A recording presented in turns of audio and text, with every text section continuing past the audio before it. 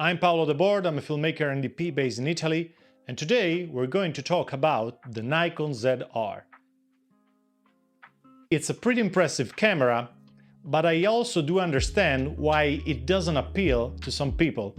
On the first part of the video, we're going to talk about the pros and the cons of the camera, on which most content creators and people who have used the camera agreed on. And on the second part of the video, I will share with you why I wouldn't buy personally this camera. It's one of the most cheap 6K cameras on the market. It has a big LCD screen, which is also very bright. It has a very good rolling shutter, which is only 9.4 milliseconds. It has internal 32-bit float audio, and it has 12-bit internal red raw color science. So it's a pretty impressive camera with great specs, but it doesn't seem very easy or fast to use. Let me explain. Most people are complaining about the fact that the cards are in the same slots as the battery. The ergonomics doesn't look so great, the menu system looks a little bit too much complicated and convoluted, and it only has a micro HDMI port. So it's pretty difficult to understand which part of the market this camera is trying to target. The quality and file size are insanely high for a basic content creator, and the body it's too basic for a filmmaker. Why wouldn't I buy this camera? Or even better, I thought, if someone gave it to me as a present, would I be happy about it? And well, yes, but not well. It's an amazing gift, but at the same time, it will make things so much more difficult for me because I'll have to start all over again. I'll have to buy new cards. I have CFast cards. I'll have to buy CF Express. I'll have to buy new batteries. I'll have to buy a cage. I'll have to buy a lot of stuff that I don't have, so it will become more than a gift, a problem. I don't want to spend that money. Yes, some of you might say, okay, yeah, you can use it without the cage. Okay, maybe I could use it without a cage, but I would definitely need some memory cards.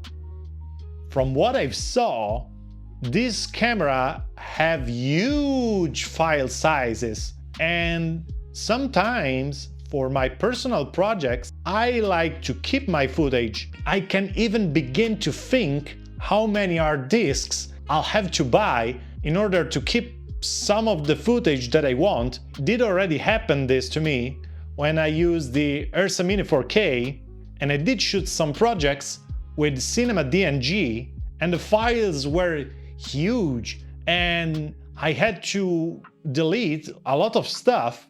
Now I would like to have that stuff, and I don't. I can't be the only one who hates to wait to work on a project. Don't you hate when you have to copy and paste your files and it's taking forever? And I understand that I could shoot 4K or H.265, but first of all, if I would shoot 4K, it would be probably line skipped. And the H.265 seems too big anyway. It seems to me like Blackmagic is the only one who have figured out how to make these 12-bit files compressed in a way that you can store it easily, like the 8:1 or 12:1 compression, which are great. The other thing is that I'm not interested in full frame. I prefer Super 35. Most of the movies I like were shot on Super 35, and I also like the fact that Super 35 is much cheaper. There are lots of lenses for APS-C which are amazing, and they cost almost nothing. So what would I buy instead? If I wanted a 6K sensor, I would probably buy the Pocket 6K Pro, which has a Super 35 sensor, EF mount, It has a big LCD screen. It has B-roll, which is amazing. It has great compression. It has a great menu. It's very fast to use. And I will also have internal ND filters. And the other great thing is that I could use the accessories I already own. Now, what if I wanted 6K and red colors? Well, in that case, I will buy a red Komodo. You can buy it for less than 3,000 euros. You'll have global shutter, you'll have autofocus, you can use NP batteries, you can do hot swap. I could use the Canon EF mount, which is amazing. I could choose 16-bit or choose a lower compression. Yeah, I mean, the list is pretty long. It's an amazing camera. And again, even in this case, I could use the accessories that I already own. It's used by a lot of productions. If you show up to a gig with a red Komodo, nobody's going to question your work. Okay, the screen is not that great, but come on. I mean, it's no-brainer. Between the red Komodo and the ZR, you pick the red Komodo. Even if it's older, it's a professional camera. It has an internal fan. It doesn't have the 2-hour limit. I mean, the list is so long, I can go on and on. For that kind of money, you buy the red Komodo, even if it's a used one. If I wanted a low-light camera, I'll pick the FX30, which is also very well recognized in the industry. Would I buy a Nikon camera? Well, maybe, but not the ZR. I'm much more interested in the Z52. I know it sounds weird, but it has a lot of things that I like because it's Super 35 APS-C sensor, the lenses are pretty cheap, it has 10-bit video H.265, it has a mechanical shutter, it has the EVF, so it will be perfect to take pictures and take videos. Yeah, it wouldn't have all the great specs of the ZR, but I will use it as a beacon to replace my old EM10 Mark III.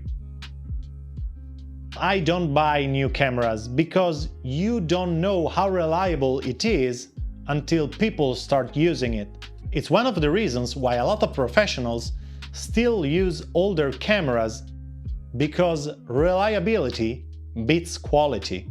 Your client will probably never complain because your footage is in 4K instead of 6K. But you'll find yourself in so much trouble if your camera doesn't work. The ZR seems like a great camera. It has to gain the trust of the professionals. And I think that as soon as they figure out better ergonomics, better file compression, and better user experience, well, it's going to be the next big thing on the market. So this is pretty much all for today. If you liked the video, please consider subscribe. If you like to share some thoughts, comment down below.